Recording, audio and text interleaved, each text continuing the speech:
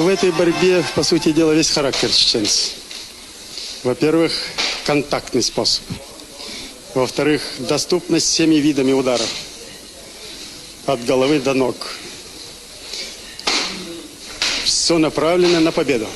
Почему занимаетесь карате? Есть очень много видов борьбы. И среди видов карате тоже есть своеобразный вид киокушинкай. Карате-до. Он чем хорош? Воспитывает бойца. Здесь все контакт. Здесь нет игры. Здесь нет места эмоциям, показухи. Здесь надо с первого дня на ковре почувствовать удар, насколько он может быть уязвим, уметь уйти и нанести ответный удар, или первым нанести удар, это лучше всего.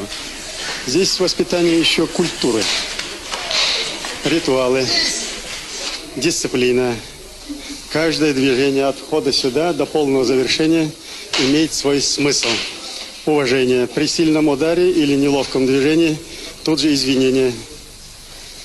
Взаимное уважение противника – это тоже моральные показатели качества человека, уважение к человеческому достоинству, к его красоте. И не ущемил ли я тебя в этой неловкой борьбе? Эти качества так необходимы нам.